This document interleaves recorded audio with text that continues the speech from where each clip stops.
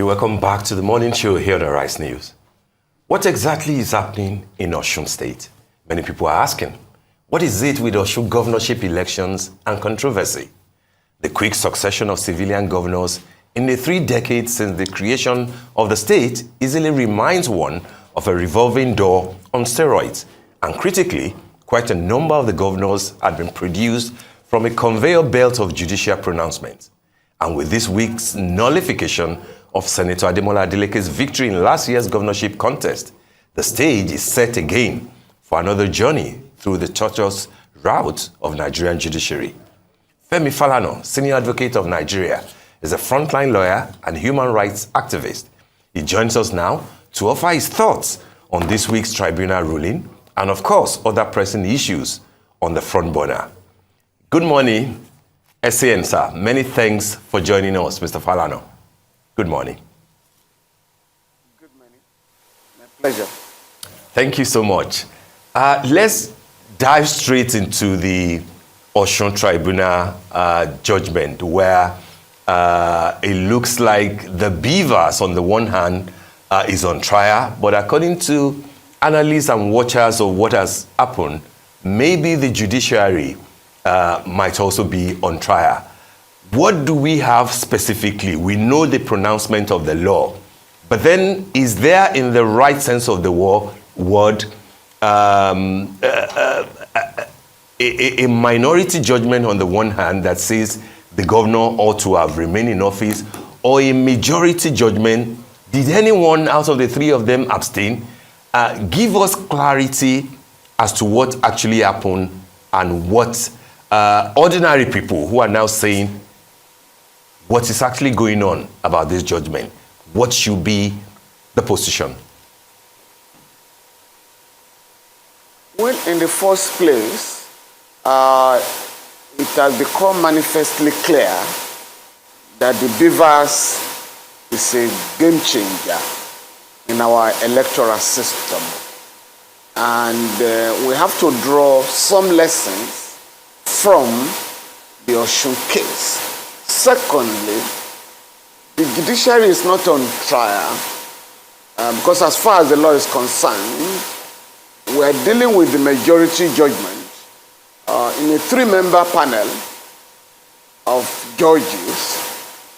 It is the decision of the majority that carries the day, even though the minority judgment will also be useful if you are filing an appeal, because I expect the Adeleke group to urge the Court of Appeal to affirm or endorse the judgment, the minority judgment, while the Oyetola will insist that, or will urge the Court of Appeal to affirm the majority judgment. That is the way it is done. It is unfortunate that this journey, we should say this tortuous, will have to end at the Supreme Court, which shouldn't be so. For me, that is the most painful aspect of it, whereby increasingly the courts are being made to replace the electorate in a way that an election is concluded, a return is made by INEC, the INEC announces the winner, but there is no confirmation of the winner until we move from the Election Petition Tribunal to either the Court of Appeal or the Supreme Court. But in this case, it's going to end at the Supreme Court, which shouldn't be so. But the most important aspect of the judgment for me is the use of beavers to capture voters. It is mandatory that every voter must be recorded by the beavers. It is after you have been captured by the beavers as a voter that you will get your ballot paper, thumbprint, and then, drop it.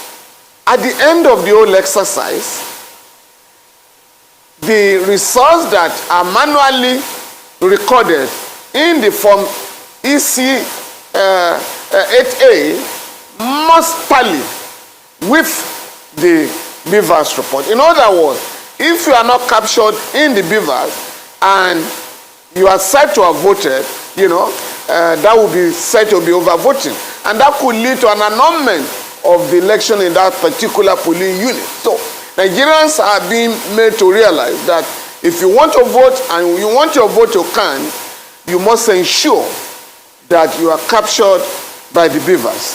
Now, going from there, in this particular instance, before the petition was filed, Oyetola and the APC applied to the INEC, and INEC applied to the INEC for the Beavers report and the form EC8A. INEC gave them both and certified them on the basis of which the petition was prepared. It was in the middle of the case, during the pendency of the case, that INEC issued another Beavers report to the PDP, which formed the basis of their defense. Ditto for INEC. But when the judges examined these documents, the majority of the judges came to the conclusion that the Beavers report that is more credible in the circumstance is the one that was issued before the contemplation or before the filing of the petition, and not the one made during the pendency, which could be manipulated, to meet the challenge before the court. I think that is the point that the tribunal made. But all the three judges also agree that Governor Adeleke embark or engage in forgery of his certificates. So those are the two grounds on which at least the majority of the judges, annul the election. Right. Mr. Falana, you alluded earlier that what's really upsetting to you is the fact that, the tribunal is now taking the job of INEC. The tribunal said that they deducted... It's been made to take the job of INEC. Yes. By the INEC. Right. By the INEC. Right. Well, they say that... Because if the ICT department had been more circumspect and had realized the enormity of the responsibility, entrusted on INEC, we shouldn't be in this kind of embarrassing situation once again. Absolutely. Now, a lot of people are saying because the tribunal deducted the overvoting observed from the votes scored by both candidates and declared Oyetola winner. They're saying, why is it that the election there was not cancelled? And then there should have been a re-election at that point. Well, that is the provision of the law. The tribunal followed the provision of the law. It's unfortunate because every vote must count. But again, politicians are being warned, the INEC is being warned that we must ensure that the votes of our people count. For me, what the voters may have to do in those areas is perhaps to sue INEC for damages. That you have wasted my votes. Because there must be sanction for impunity. All right, Mr. Falana, part of what a number of people are also talking about, apart from the fact that they say that, yes, a good number of people might have been disenfranchised when a rerun, could have been called instead of just cancelling their votes. But people are saying that, is there a case for the sitting governor to claim that the judgment was malicious, given the inferences that the chairman of the tribunal made to his dancing buga, and people are saying that if you know where I'm going, sir, that if that is the position, maybe the judgment will not have been fair to Governor Adeleke, ab initio? What has Buga got to do with the letter of the judgment? On a very yes, sir. Yes, sir. Please go on. Very serious note. Judges it's not unexpected to introduce humor into judgments. And every judge must be current and move with time.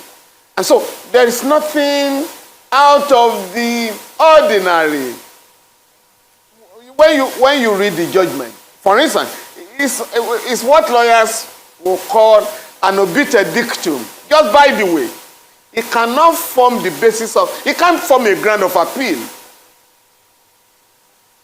And I was telling my colleagues in a WhatsApp group, there is nothing strange in judges reflecting the currency, or the current situation in the country. I remember an instance in a Supreme Court case where Justice Esho had to define who is a reasonable man.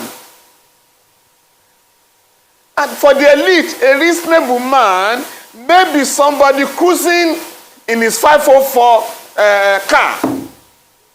While for the masses of our people, Justice Esho said, it might be somebody in Kano, taking his tour, or a market woman in Sangros in Lagos, or a man in Okrika dress. And nobody came out to say, oh, why did you use such terms to humiliate the ordinary or the reasonable man in Nigeria? So I think the judges simply introduce humor.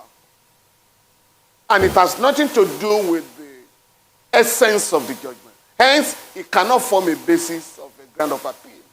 No, not at all. Okay, so there will be an appeal. Governor Adeleke has said that he will go on appeal.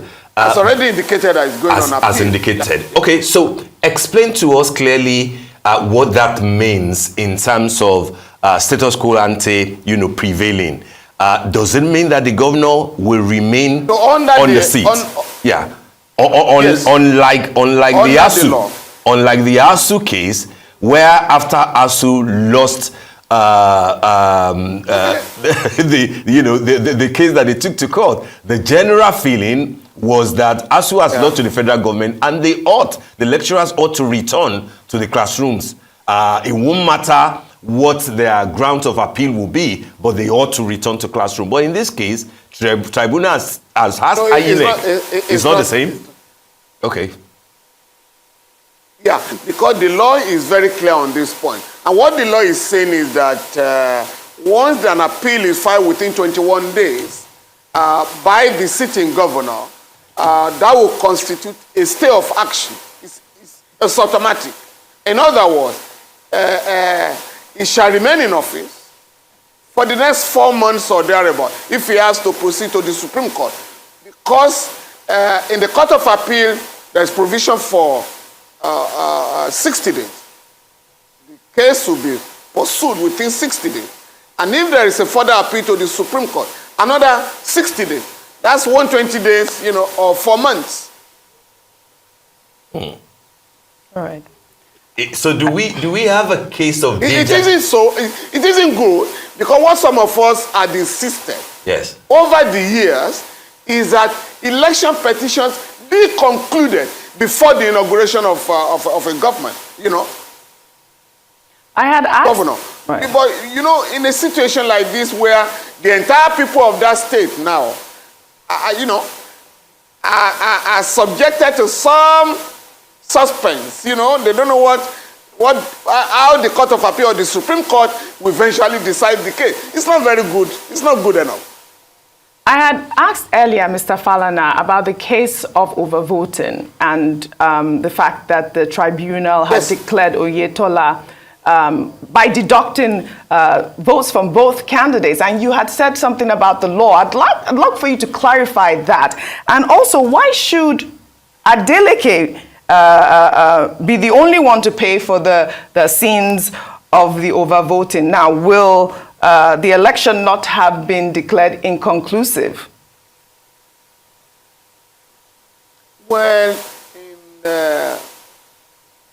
as far as the law is concerned, wherever overvoting has taken place, the elections are usually cancelled because the tribunal is not in a position to determine who committed the offense, who was responsible for overvoting. But usually the beneficiary is always penalized. The beneficiary is always penalized. Once you are not in a position to warn the voters and ensure that the electoral officers do not allow overvoting, you may have to pay for it, unfortunately. But in this particular instance, voters that were not captured by beavers, but whose votes were recorded manually in the form EC8A, caused the problem. Do you see So when you look at it, they are likely to have been the members of the PDP who voted for the governor. Okay, do you see a case of deja vu here?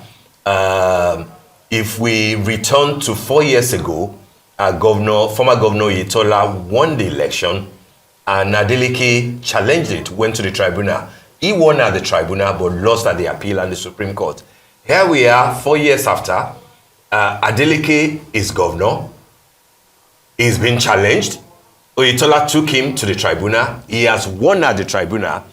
What do you think may likely happen at the appeal and at the Supreme Court?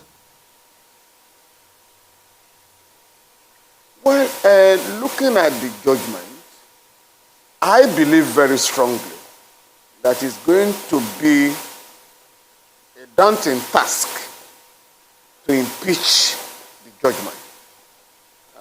INEC has to be held completely responsible for what happened. And that is why it is good that this election has taken place. INEC will have to go back to the drawing table so that we do not have this experience. INEC will have to put his house in order, because if we witness this in a general election, in the presidential election, whereby you issue 2 or 3 beavers report, you could have a crisis of monumental proportion in the country. Yeah, but what it means... So, INEC will have to be... Yeah. But does it not... to order. Does it not mean that the beavers alone cannot determine overvoting by what has happened in Osun? And now we will have a general election? No, the beavers captures the voters. You must be accredited before you can vote.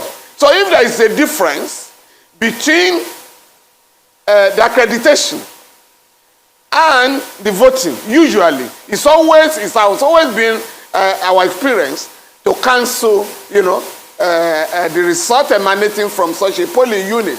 That's the law. But what has happened in this case, the difference now is that the beavers has become a game changer. So the question of saying, you couldn't record the exact number of accredited voters, and then we just allow everybody to vote.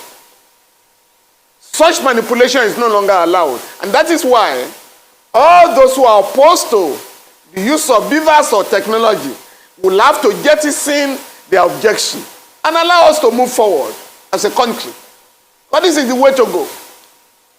Okay, Mr. Falana, where I'm trying to go is to look into how senior lawyers like your good self will engage what a coalition of NGOs looking into elections the general elections, what they have called, what they have termed the possibility of having electoral manipulations in about 22 states of the Federation.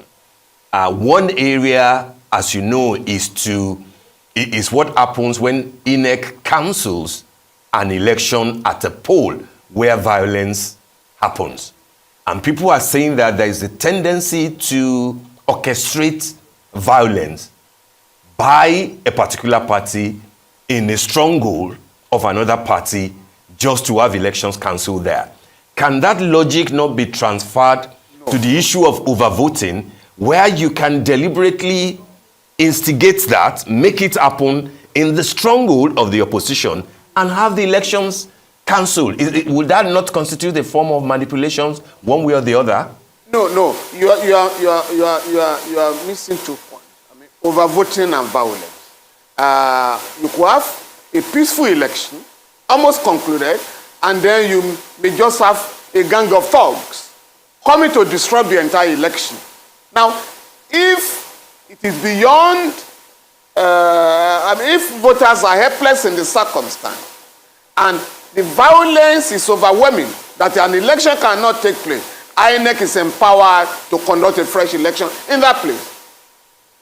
But where you refuse to be captured by beavers, and you are allowed to vote, so you have a case of overvoting at the end of the day. And the votes that were not properly, recorded would then have to be cancelled. That's the difference. All right. So I do not envisage a situation where there will be violence in 22 states. Election will then be cancelled. Then you then have to conduct a fresh election in the country, because nobody can then meet the 2/3 majority of 36 states. Because if you remove 24 states, you have only 12 left. So out of 36 states, so that already means that there is no election. Because nobody will be qualified to be declared the winner under the Constitution. in this case, I believe there were about 774 units. Now, again, I want to ask you, and I would love you to, yes, polling units. I mean, I think that, they could have just, you can do a re-election there in 700. I mean, again, if voters were not captured by beavers, that is an error of the INEC officials. Why punish a candidate for the errors of INEC? That's the question here. No. Where INEC may be blamed is the issuance of 2 or 3 beavers report. That's where INEC can be blamed. But when it comes to overvoting, the voters that refuse to be captured, the voters that refuse to be accredited, have themselves to blame. That's the difference. So how does this judgment... So for me, the lesson to draw from this, right. The lesson from this is that if you want your vote to count, you must ensure that you are accredited. Because you cannot have an election, a valid election, without a valid accreditation. It's always been part of our law. All right, so how does this judgment affect the upcoming elections? And what lessons can INEC learn on one hand, and the political parties? Well, number one, the political parties will have to accept that the beavers has come to stay. Furthermore, they have to go out there and educate the voters and their supporters to ensure that before you cast your vote, ensure that you are accredited. For INEC will simply have to go back to the drawing table and ensure that its ICT department is manned by people of integrity, undoubted integrity, people of unimpeachable integrity, so that we do not have 2-3 beavers report oozing out of INEC. That can plunge the country into a serious crisis. So how much faith do you have in general INEC preparedness for these elections and for the judiciary? Because it's almost apparent that many of the outcome of this election might ultimately be determined by the courts. How much of faith do you have? One, in INEC and in the judiciary who will be interpreting. Well, I have confidence in the leadership of INEC. I know that Professor Mahmood means well, but I cannot speak for the officials, a lot of the officials. And you also have to recognize the majority of those who are going to conduct the election are ad hoc staff. And so once you are operating in such an atmosphere, all hands have to be on deck to have credible election. And the media must help. The media must help to educate our people, henceforth to appreciate the need to be captured by the beavers before you cast your votes. Because most Nigerians want their votes to count, but your votes can only count if you follow the procedure, outlined by the law. And for our judiciary, or for the judiciary, our courts must refrain from usurping the powers of the electorate. The people must decide who they want as their leaders. But in asking the courts to uphold the integrity of elections, the political parties, their agents, INEC officials, and the INEC leadership must ensure that proper elections are conducted. Because we must get to a stage in this country where after an election, people can say, we are not going to court. Because it will be a time-wasting exercise. We are going to waste our money if the credibility of the election cannot be doubted. And that was what happened in the United States of America. In 2020, when between November and January, before the inauguration of the president, new president, elected president, President Biden, the cantankerous President Donald Trump filed about 62 cases. And all of them were determined by the courts and dismissed before the inauguration of the president. So we must get to that stage here where elections should be well conducted to the extent that nobody will upturn the results in any tribunal or court. All right, Mr. Femi Falana, SAN, we would like to thank you very much for joining us on the morning show today and for bringing insight into the Osun governorship tribunal and elections. Let's hope, of course, that everything will be sorted at the appeal court or at the Supreme Court. Thank you so much for joining us. Thank you. And that brings us to the end of the morning show today. Thank you for watching. Do stay safe. I'm Steve Ayori. And I'm Oji Okwe from our entire team here in Lagos, Nigeria. Enjoy the rest of your morning and, of course, the rest of your day. Goodbye.